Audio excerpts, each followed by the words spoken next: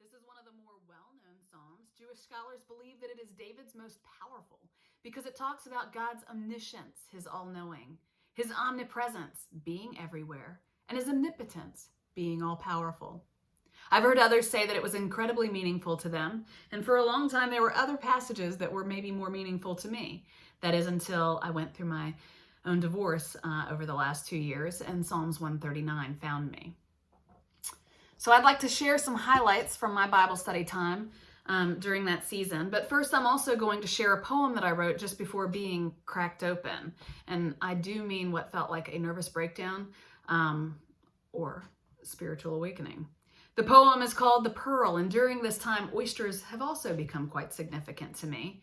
And I hope the way that I share both encourage you. The Pearl. Somewhere in the deep and rushing of the sea, come the waves that break and tear and counter our beliefs. Oh, the wrestle beneath the veil. No matter how we guard our heart, it's not a flaw within our frame, but the design right from the start. It's funny how coming to life can even feel a threat, but it is the twisting and the pressure that is how we beget. We may try to toss the aches and cover them by whirl, but the grit of life surmounted is oft our greatest pearl. Now, for oysters. Oysters have a thin-like veil called a mantle. This organ produces what is called nacre, and that is the substance that creates the shell for the oyster, but it's also the same substance that they put over the grains to create the pearl. In this poem, the veil can represent many things, like the veil of faith, of what you believe, the veil of understanding, maybe the veil of consciousness, the veil of marriage, and more. But when that sand comes in, it irritates the oyster. And I can't help but see the similarities in the way that shame works in our own human lives. How many things in life do we feel shame over? Who we are, who we have been, who we are not, things that we did, things that happened that weren't our fault or even anyone's fault. We can even feel shame over good things like being happy when the world around us is struggling. These things twist in us, and we cover them with good deeds and hard work and neat houses and picture-perfect lives, and all trying to keep it so tight under that shell. We struggle with things on the inside that we don't always understand, that others may not see, but God does. He makes the oyster in such a way that the sand is designed to come in, and he gives the oyster the amazing power to transform it into a pearl. If God can put that much into the design of an oyster, just think of what he can do with each of us, especially when we put all the things aside that we think we have to be, and just go to work on the inside, letting God reveal who and what we were created to be. I may have another pearl reference or two here in the next notes, but I think that this profound experience that led me to the oyster imagery is the same thing that we see here when David writes the Psalm, the 139th Psalm. Let's take a look, shall we? First off, for those of you, I'm going to share these notes line by line in scripture. And I do know that that does frustrate some people because it's really hard to go back and forth. However, that's the way I love to study the Bible. So I encourage you to hit pause and go grab your Bible. And even if you're not a note taker, I encourage you to just pick up a pad and a pen. You don't have to make elaborate notes. Write a timestamp. Email yourself the link if you get interrupted so you can pick it up again. Jot a word down or a verse. And if you don't use it, nothing lost. Anyway, so here we go. This passage is broken down into groups of 6 verses. So there are 4 sections. The first section displays his omniscience, meaning that he knows and sees everything. You have searched me, Lord, and you know me. Just like we described on the oyster, he sees our hearts. Others may only see a hard shell, an ego, a status, a well-accessorized outfit, or a black mark, but God sees the truth in our hearts, and he knows who we are. 1 Samuel 16:7. And if you go to BibleHub.com and compare the translations of Genesis 4:1, the word "knew" is used to replace sexual relations when Adam and Eve conceived a child. So there is no deeper way to be known on earth in human form than between a husband and a wife. And the fact that God knows us is also a reflection of how intimately he knows each of us as well. It's not just this guy in the sky in a galaxy far away. And the next verses drive it deeper. Verse 2, you know when I sit and when I rise. You perceive my thoughts from afar. You know, when I was a little girl, And actually, when my grandfather retired from the military, he became a security guard at one of the local malls. And when I was a little girl, my grandmother used to take me to go have lunch with him occasionally. Now, I could spot that man what seemed like a mile away. From one end of the mall to the other, it didn't matter how packed it was. I could tell by the shape of his head which way he was walking, forward or backward, and he just had this funky walk, like the way he tried to match his legs and arms. And that could be a sermon all by itself, and the way our walk is. But I knew it was him out of a sea of people. Do you know what it's like to really know someone? When they're hangry, how to push their buttons, when they're lying or fronting. When you really love someone, there's this thing called telepathy, and there are countless stories about people who feel each other and share the same thoughts from different parts of the world. And here God says he knows even our thoughts, our feelings, and our mood in the distance. Verse 3, you discern my going and my lying down. You are familiar with all of my ways. He knows how you overcommit and say yes when you mean no, or how you have the best intentions and mean well, and sometimes things just really do not play out the way you thought they would. He knows the way you push people away when you want them close, or the way that you squeeze too tightly because you don't know how to let go. He knows the way that you are so overwhelmed with all the things you could be doing that you don't know how to start just one of them, or the way you feel so responsible for all of it that you just can't find time to rest. Job 31:4 says he counts your every step. Psalms 56:8 says he counts our tears and our tossings. They are recorded in his book. When was the last time that you loved someone so much you wrote down the things that hurt them, or the things that you loved about them or were important to them, so that you could memorize them and know them? The New American Standard Translation of this verse says, you scrutinize my path. And that sounds kind of painful. Other synonyms are dissect or inspect. And I believe that it can be uncomfortable to be known that deeply, especially if you already feel a tension around this. This may make sense to no one else but me.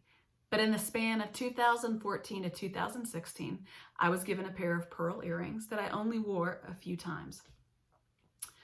I lost one of them and was very disappointed because they were new and I loved them. And so I put the one I had up in my jewelry box.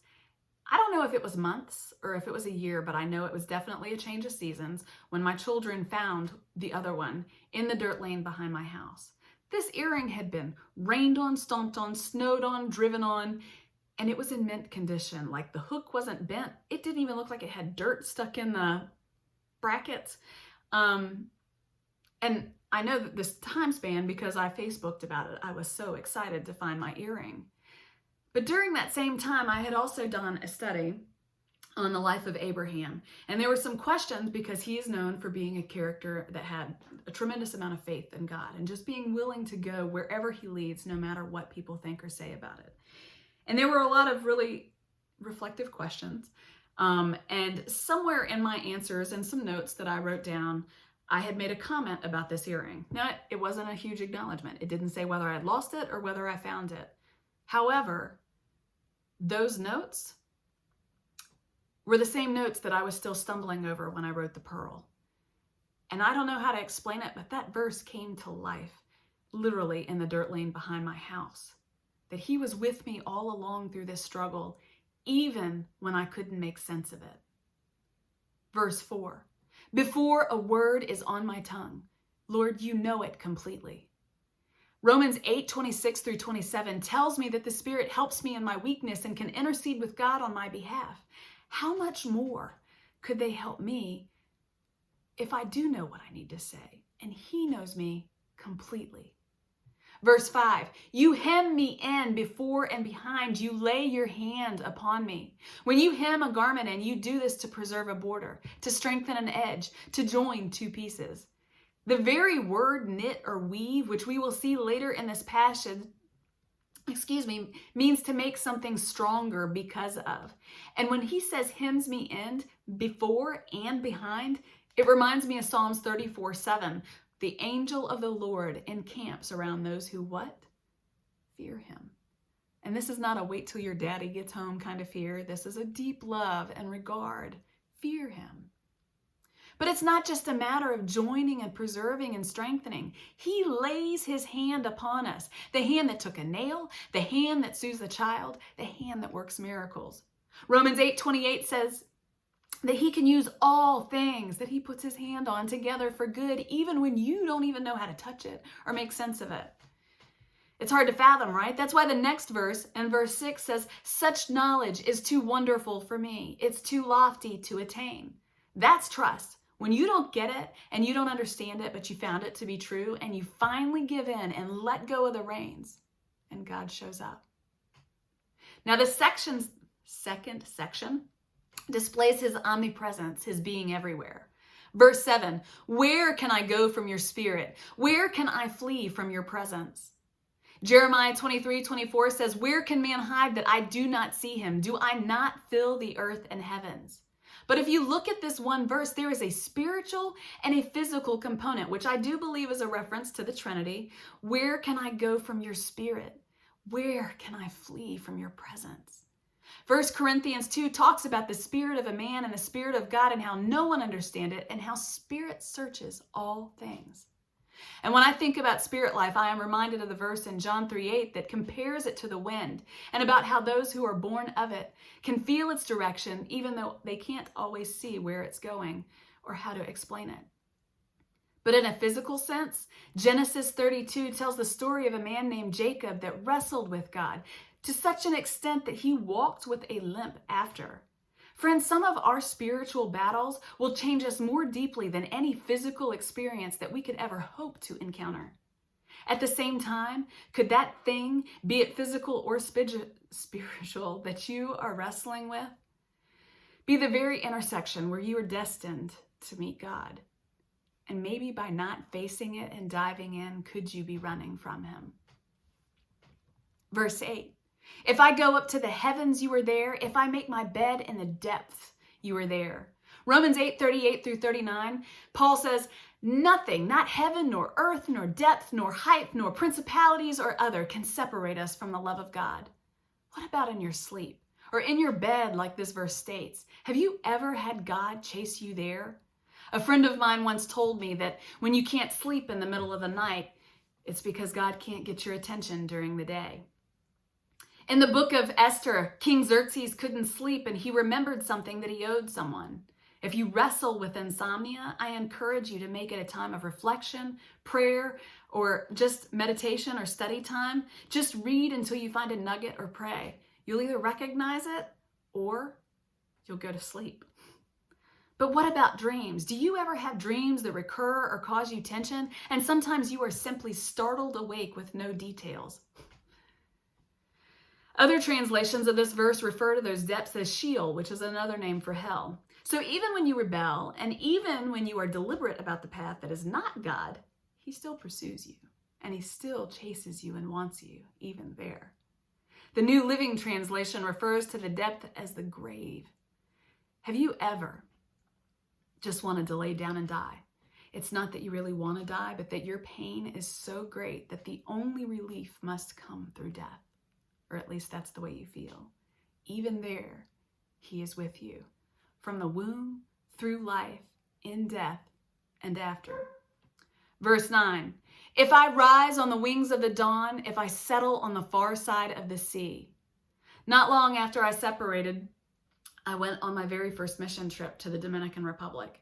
And it was the first time that I had ever left home. And while we were there, a lady named Chrissy that did not know anything about me and the significance of pearls or anything like that, she had brought along probiotics because they help you with dietary transitions like these. And they just so happen to be called pearls. And every single day of that trip, she was like, Reggie, along with all the others, it's time for your daily pearl. And I was like, oh my gosh, even here, like, and it's just what we see here in this verse.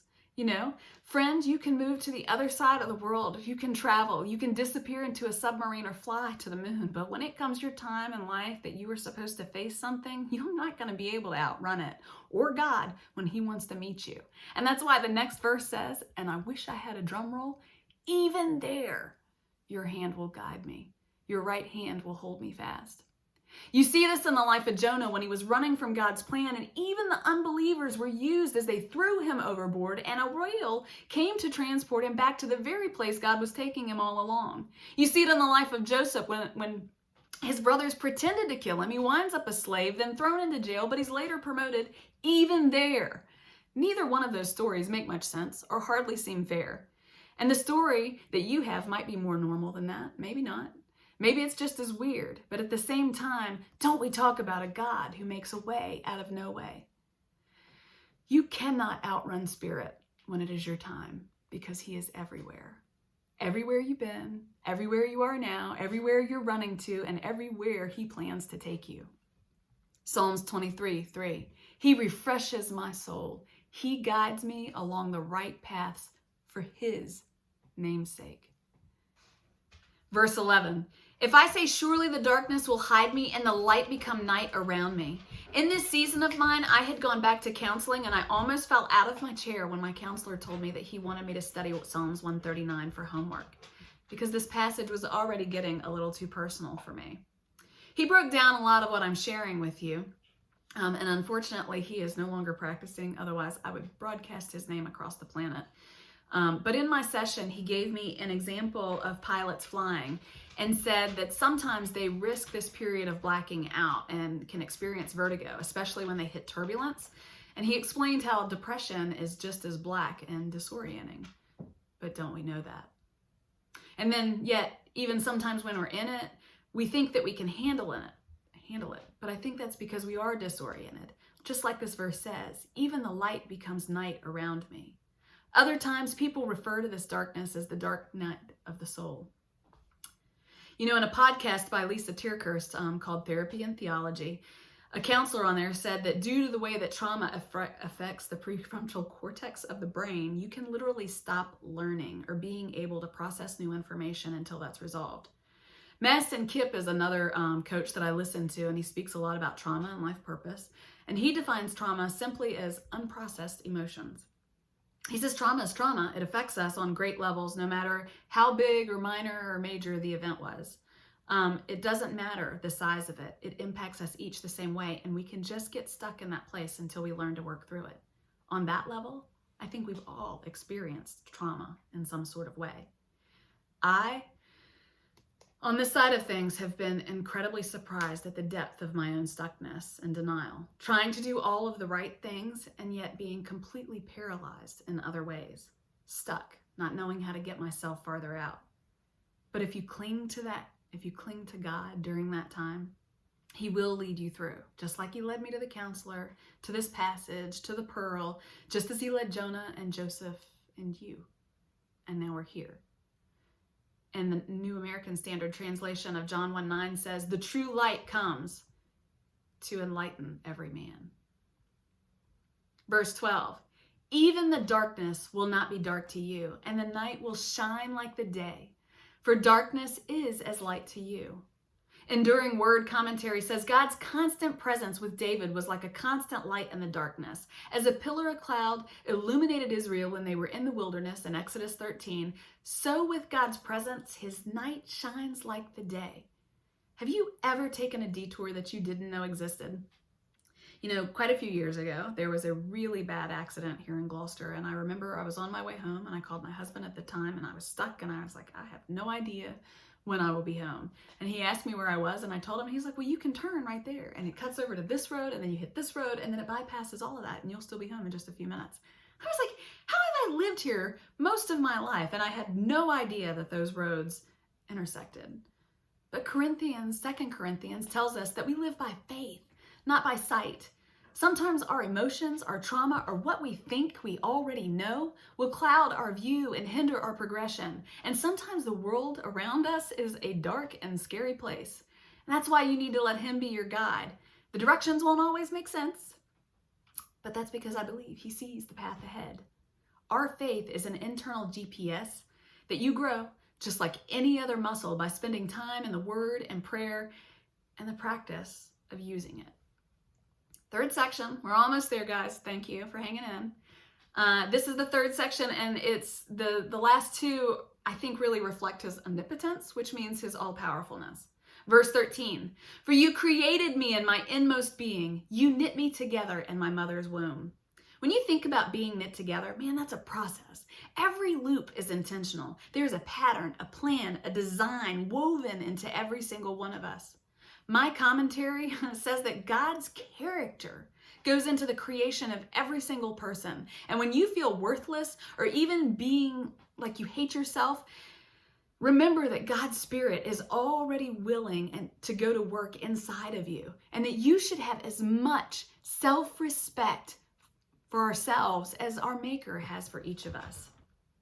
Psalms 119:73 says, "You formed me and fashioned me. Give me understanding of your decrees." But if we ever ask him to do that, give us understanding of his word, or to restore our dignity, or to heal our unbelief, or to give us a love for his word, or a passion for prayer, or a comprehension of worship. Ephesians 3 tells us that he can do exceedingly abundantly more than we could ever hope or ask for. I beg you to ask and just pray those prayers right there. Verse 14, "I praise you because I am fearfully and wonderfully made. Your works are wonderful. I know that full well." Can we just talk about redemption here in this verse? Talk about healing dignity and unbelief in the first 13 verses before this, working the yucky stuff out and getting to this place where you can make this kind of acknowledgement.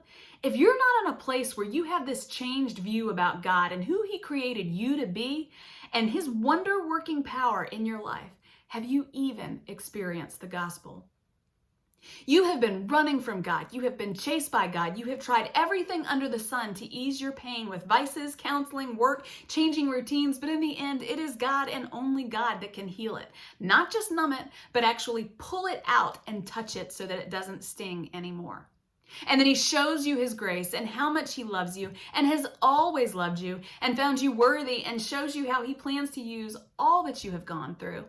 And you realize that facing those demons aren't going to hurt you as much as holding on to them did. You see yourself, good and bad, like God does, and you are his work and you are wonderfully made. He gives you a purpose for it. Like it says in Isaiah 61:3, beauty for ashes, not beauty and ashes, as Joyce Meyer points out. He gives you one thing in trade for something else, which means you have to let go and give it to him. That word fearfully does not say full of fear. What a beautiful and wonderful creature that can take the grit of life and things that tear you up on the inside and produce them to something beautiful and highly valued by others. What a gift that God would give each of us the same power. It is the same substance that is used in making the shell and the pearl, but not all oysters make pearls or jewels, and not everyone will go to work on the inside. It is easier to build that strong exterior and not need anything, right? But the Bible tells us the kingdom is within. But if God could show you how to transform it, what a creator to be revered and to behold. The revelation of God in you. The King James Dictionary says fearfully, in a manner to impress admiration or astonishment. And astonish means impressive or surprising. My counselor said, so awesome it is scary. Maybe that alone is his purpose for you, to make, with his help, new creations out of your past and pain. We live in an instant age. The research suggests that our attention span is like 8 seconds. It might take more than one church service, one book of the Bible, or that one time you prayed, and you may really need to meditate on it for a little while. An oyster, depending on whether it's freshwater or salt, can take 1 to 20 years to make a pearl. And I am telling you about things that have been stitched together over years to get me from there to now. An oyster labors over that grain and does something with it. Are you? Verse 15, my frame was not hidden from you when I was made in the secret place, when I was woven together in the depths of the earth. Do you ever see something and it just gets stuck and you can't proceed until you get that question answered? That happens to me a little bit in this section of the psalm, because God knit us together in our mother's womb, but in the earth at the same time. Well, science tells us that a woman already has eggs of her future children within her when she's born. And Louis Giglio points out that if you unravel your DNA and tried to read the 3 billion characters in it, it would take you 96 years to complete. Talk about unique and complex. No wonder you don't understand yourself. How could you? Genesis 2:7 says, the God that formed Adam from the dust of the ground. So you and I were put in the DNA of Adam and Eve from the very beginning. And if God continues to perfect us like it says in Philippians 1:6, then who's to say that on a spiritual realm, his hands aren't inside each of us, knitting us inside our mothers as we develop? It's like that line in my poem, it was not a flaw within our frame. He made us that way. He formed it from the beginning with his hands. I am not the most educated person, and so I hesitate to say this next part, but I hope you hear what I mean. It is almost like we need our humanness, whether that's the sin, defect, hurt, whatever you call it, because without seeing some variation of our brokenness and how we can't help ourselves, we aren't able to see his omnipotence and how powerful he really is. I didn't paint before my divorce. It could have been there all along. I didn't look inside. Maybe God gave it to me to help me work out something that I couldn't see that was stuck on the inside. But it wasn't until I could come to him, and this is the scary part, folks. I had a relationship with God before this moment. Thankfully, God doesn't come just for the sinners. He comes for those who believe too. After all of my years sitting in church, even leading classes, praying and fasting, it wasn't till I could say, here, God, I don't know how to do this anymore. And I'm not talking about marriage. I'm talking about being me. I tried to do all of the right things and wound up a mess of myself and didn't even know how I got there. How could I possibly contribute to anyone else if I was confused about what I was offering? And all I could say at that moment when it broke was, here, God, I need you to take this because all of the ways that I am trying to heal myself are killing me. And I need you to do this. And then I sat in solitude. And during this time, friends, I learned that I struggled with something called codependency. Maybe you're familiar with that term. I'd heard it before, and I'd actually come a long way by the time I found this term, but the first time I ever heard it, I slightly balked at it because it sounded so needy. I never really dug deeper until I found myself broken. You want to talk about a damaging addiction? Look it up. And Melody Beattie has some great books and resources and a really extensive list, and I'll link to it in the notes. We can be so invested in what's going on the outside of us that we are completely out of touch with what is on the inside of us. I literally could not separate myself from other people in some ways, especially those that I was closest to. And it is taking me 2 years of practically being in solitude to learn where I end and others begin. Job 10:11 says, you clothed me with skin and flesh and knit me together with bones and sinews, which are your ligaments. Just as it is God who knits and puts things together, Hebrews 4:12-13 says, the very word of God is alive and active, sharper than any double-edged sword, and it penetrates, dividing soul and spirit, joints and marrow. It judges the thoughts and attitudes of the heart. Nothing in all of creation is hidden from God's sight. Everything is uncovered and laid bare before the eyes of whom we must give an account. There is nothing that passes through our frame that he did not know about, allow to be there, or cannot use. Sometimes it takes destruction, like ripping the shell off an oyster, not just to reveal what's on the inside, but to return us to that soft, tender flesh and to the heart of who we are. Just imagine how different the world could be if we all returned to that place. Verse 16, your eyes saw my unformed body. All the days ordained before me were written in your book before one of them ever came to be. I want you to close your eyes and just imagine for a minute God writing the list of his plans of how he plans to create the earth. And on that list, he says, this one. She'll have an abortion, but I'll create her anyway. And this one got a divorce. And this one struggles with that addiction. And this one lost everything to that other habit. And God bless this one's heart. This one just can't stay out of trouble. And yet, he loves us all. And he can't wait to make each one. They are written in the book before we are created. Why are we so afraid of God when He's already got a hold of it? Or us? And why do we resist what we think He might ask us to do, self included, when He made us in a fearfully and wonderful way to respond? Verse 17, how precious to me are your thoughts, God. How vast is the sum of them. When you understand redemption, when you see God's power in your life and experience His healing, it does make you marvel over Him and His mysteries. Verse 18, were I to count them, they would outnumber the grains of sand. When I am awake, I am still with you. At first, I am comforted by this verse.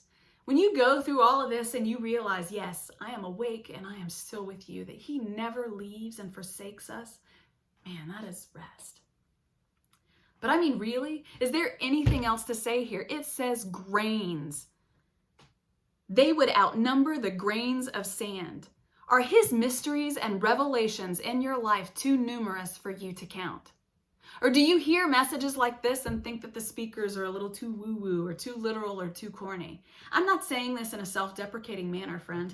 I have been there. Sometimes sometimes new and different concepts are weird, and church is no different. And we let our tiniest and seemingly most innocent judgments keep us from some of the biggest victories of our life.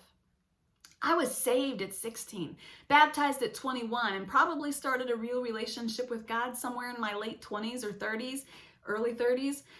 There were revelations after revelations of all shapes and sizes. This just happens to be the biggest so far. But this verse, when it says, when I am awake, I am still with you. Well, duh, we just took 18 verses to cover that. I don't know, it struck me a little bit different. When you get a moment in your spare time, go look up the signs and symptoms of a spiritual awakening. They are not pretty. And when that shell comes off, and maybe we open it on our own, it could be ripped, it could be brutal, it could be broken. We are not just aware of our hurt. We are suddenly aware of all the things we didn't know, and the things we couldn't control, and the pain that we've caused others as a result of our not knowing. Our whole belief system, even the parts around God, whether you believe in Him or not, get pulled apart with it. And you can even find yourself doubting God or angry at God or completely just perplexed about everything you ever thought you knew. And I am dumbfounded that I, as a believer, and knew I was a sinner and knew God and could not see how asleep I was, like that autopilot in doing. But divorce is also messy. Tragedy is. Life stops and we forget how to do things that we used to do really well, and we take 20 leaps backward and feel like we can't keep anything together once that shell comes off and we're awake. But when you finally awaken and you discover your mess, you can see that He is still with you. He is still with you. Last section. And this last section is such a twist, I almost left it out. I had to look up a lot of commentary through all of Psalms 139, and really, to much of my surprise, I was surprised I couldn't find as much of the historical facts as I usually do and like to. I don't really want to be full of Reggie in all of these messages. But the Blue Letter Commentary, Bible commentary, says that David's referencing sinners in general, not just a specific group here. It takes a dramatic twist if you're not familiar with this passage. But I'm going to use it to talk about how once we get to that place, once we work through this junk and we awaken and we have to start making life changes, I'm going to use it to talk about how the world around us responds to that change. Please feel free to give me lessons or timelines and links below. I do want to grow too. But verse 19 says, "If only you, God, could slay the wicked. Away from me, you who are bloodthirsty." Quite a surprise, right? Well, first, yes, even mighty God-fearing, believing people have evil and bitterness and judgment within them. We wrestle with the same emotions, but like David, we can give every single one of them to God. We don't have to compartmentalize or dumb down how we feel. He already knows. Second, we know that the same David that defeated Goliath was a good shepherd and a powerful king.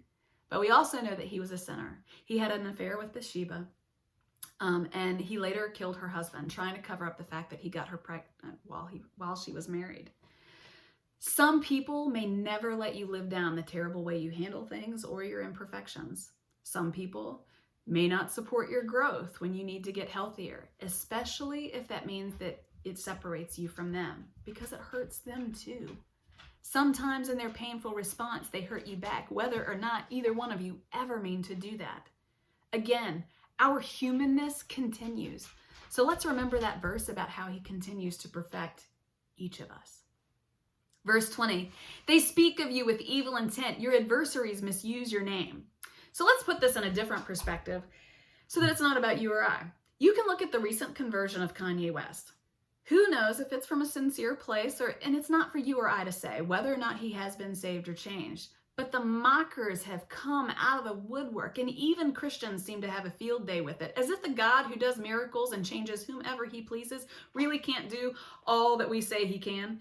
That's like blasphemy right there. But who cares? Let's just celebrate God's goodness and victory every way we can in life and leave it to God to shake out what is or is not genuine. And when you start putting down boundaries for the first time, if you've never really done it, you might be overly defensive about it and sound like you're biting people's heads off, and people will comment that you're getting too big for your britches. And when you do want to get clean and sober finally, which means you also have to stay in on some Friday nights and do things differently, some people are going to think that it's about them and instead of you trying to be well. And they're going to be offended and take it personal.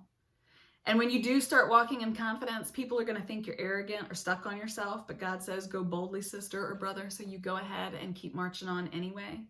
And if you talk about God and how he's changing your life, it makes people squirm and some people will mock it. Change in you is going to affect things around you. And most everyone else is stuck too, so you can't let what they say hold you back. Verse 21, do I not hate those who hate you, Lord, and abhor those who are in rebellion against you? But when you have an encounter with God, no matter what scale, it does change you. And hate is a really strong word here. But if you consider it against people who merely disagree with your beliefs, but look around us, the world is full of hate for each other, even for the tiniest of discrepancies in beliefs. How much stronger is it when we are passionate about our cause and our justifications? It's no different than when people who rescue animals hate the way other people treat animals, even if it's not bad, it's just not glorious. It's no different than the political views or the stuff over the color of our skin. Our passion and our judgments get the best of us and really get us in a funk or trouble if we let it. Verse 22, I have nothing but hatred for them. I count them as my enemies. But at the same time, when you experience God in a way that David has through the first 18 verses, it can frustrate you to be around those who have no regard for him. If we have a God that can give us sight ahead, in the distance, in our own soul, and can heal us and join us together individually and as a people, God forbid any man or woman that would want to be against that, and those who only want to divide and look for problems. Verse 23, search me, God, and know my heart. Test me and know my anxious thoughts. Other translations say, examine me. What a powerful statement that is. As adults, we can be afraid of going to the dentist, afraid of needles, afraid of being examined by a doctor because of what they might find or because it might hurt. Our minds can run wild with the possibilities. Let alone God, a God who judges and is full of fire and brimstone, a God who demands a changed life and places a call on it, a God who punishes and was just identified as being a vindicator, especially when others need God to vindicate you or them on your behalf. No wonder we get afraid sometimes. But when you know what God can do, when he has healed you, when he has touched you, when he has reconciled you as he promises he will, you are unafraid with God, arms outstretched, when he makes it feel better, asking him to examine you again. What do you see in me, God? And because we've passed that point of uncomfortable now, I'm sure you'll appreciate this humor. Pastor David from Palisades Lutheran Church said the Hebrew text of the word search means to investigate or dig. And he said you could literally take this text to say, you dig me, God. But he does. And imagine again how much better our world would be if we all let God do the digging in ourselves, removing our planks instead of being distracted by what everyone else had going on. Boy, doesn't the devil have some deceptive tactics.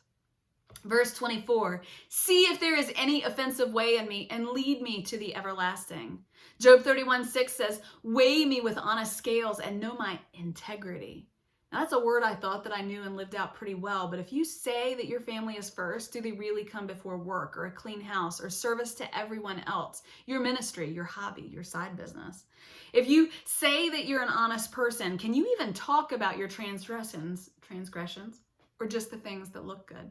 If you say that you live by certain values, does that only apply when no one pushes back? Or do you bend your standards to make others comfortable and to people please? And I'm talking about even when it comes down to your spouse or disciplining your kids or helping people in your community and at church. Does your yes mean yes and your no mean no? Do your answers really stand for or match your convictions? Boundaries, preserving the most basic belief system at the core. James 1:8 says that a double-minded person is unstable in all of their ways. If there is any offensive way in me, God, and lead me to the everlasting. Proverbs 3:5-6 says, if you can give up the junk that you've been trying to figure out and just trust him, he will make your path straight. Now I'm closing. I will never tire of telling people to journal your verses, your prayers, what you don't even know how to write. And there are statistics that talk about the power of journaling, but that talk about the power of actually writing. You can say that the Bible is man-made or that there's stories about other people. Aside from it being the inspired word of God, it is also page after page of people who have had encounters with him. Every sinner you read about in the book was able to see him. And we're inspired by the way that God moved in David's life because David wrote about it, going through it and after. And me, some of the things that I put together, if I didn't write the poem about the pearl and didn't go back and read notes from journal entries and didn't study on my own, there are things that I would not have been able to put together either.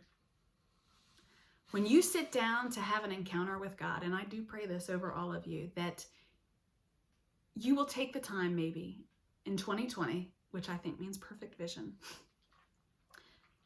that you will take the time to just get a notebook and maybe start writing. You can call it letters to God. You can just write your prayers down. You can take notes you've scribbled from this video if you've done any, and just start figuring out what you question there and write down what your answers are and maybe mark at it later. And I pray that no matter what that first page says or where you start, I pray that you go into it with the attitude that says, because I'm starting this, God, I believe that you're going to meet me here. Give me the desire and the will and the hunger to keep coming back until I see it for myself. Sometimes the correlations and the things that you're tracking, the unexplainable that you find in your own notes, becomes all the evidence that you need. Let's close in prayer.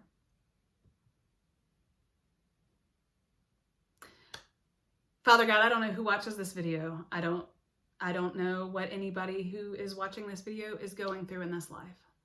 But I know that your word says that in 2 Corinthians 3:16, that whoever comes to you, you lift that veil. And it may happen 1,000 times, but that you want to reveal us the same way that I believe we want to know you, and that we want to have security and healing in our own life.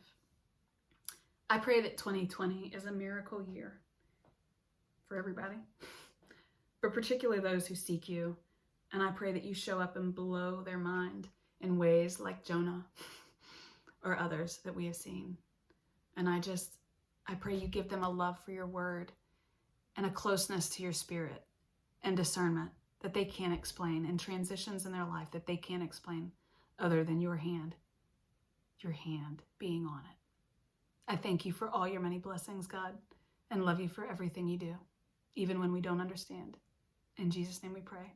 Amen. Happy New Year, people. I love you so much.